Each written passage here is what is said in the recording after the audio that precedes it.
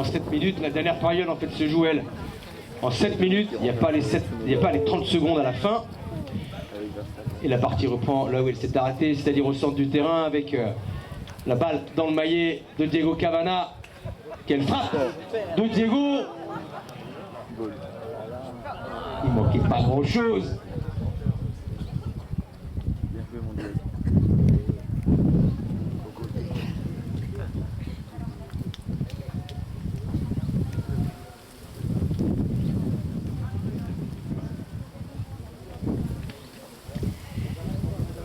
Pancho McLaughlin pour Animales.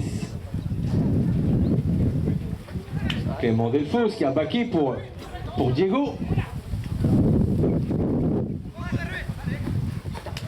Quel bac encore de Clément Delfos. Pancho McLaughlin. 4-4, match serré même dans le nombre de goals.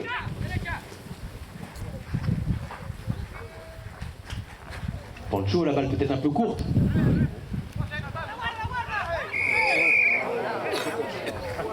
Et là, vous avez vu là, en direct, en effet,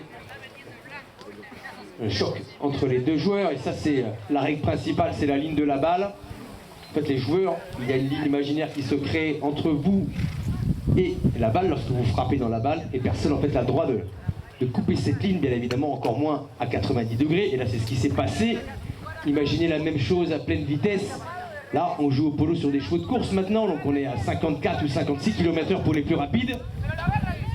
Imaginez un choc à 90 degrés de cavaliers. Et peu de personnes le savent, mais c'est le sport le plus dangereux après les sports automobiles.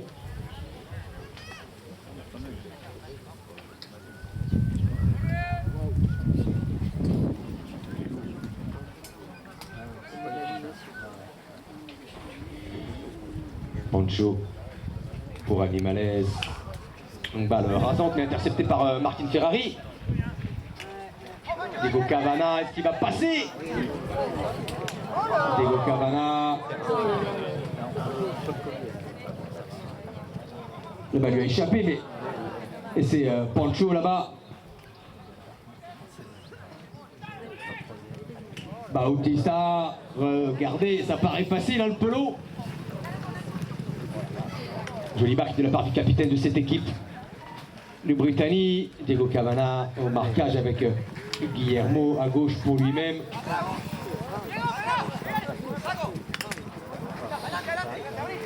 Animales, petit bac un peu court.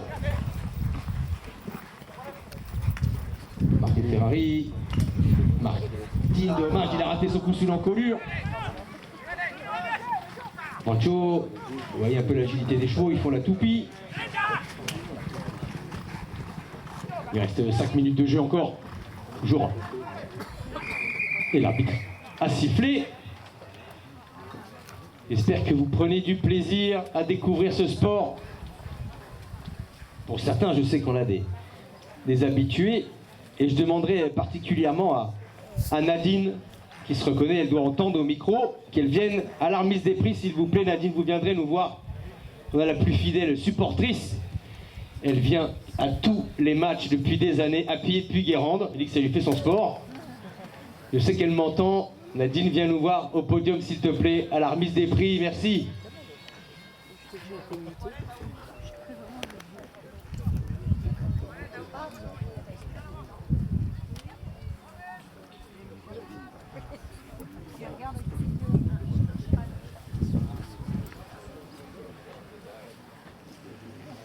Et donc, pénalité, il me semble, à 40 yards. Alors vous avez à chaque extrémité les marques blanches qui délimitent les distances de frappe pour les pénalités. Pancho. Et la balle est passée entre les poteaux. Ah, c'est pas sûr, c'est pas sûr. Ouais, parfois, vous savez, illusion d'optique, il me semble que non, c'est un dégagement. Exactement, c'est pas une tâche facile, hein, parce que d'ailleurs, vous avez vu, la balle elle va vite, les chevaux ils vont vite. Je peux vous dire qu'ils ont des casques, hein, les flaggeurs. Pancho McLaughlin, regardez ses chevaux. Joli bac ouvert Quelle balle de Bauti pour son capitaine Augustin Hensels peut-être. Balle de défense de 4-4, il reste 4 minutes de jeu. La balle est contrée. Clément Delfos pour le Britannique. Joli bac défensif de la part de Guillermo maintenant.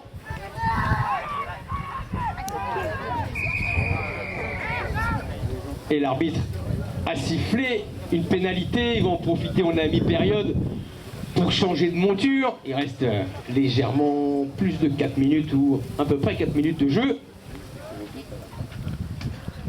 4-4. Peut-être la possibilité pour Animales de prendre l'avantage d'un goal sur cette pénalité.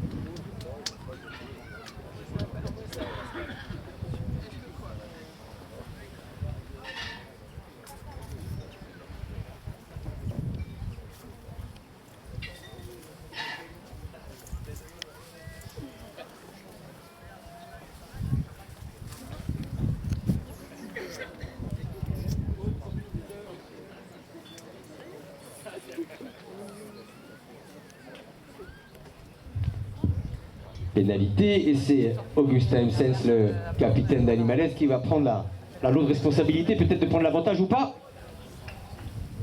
Et la balle est passée entre les poteaux.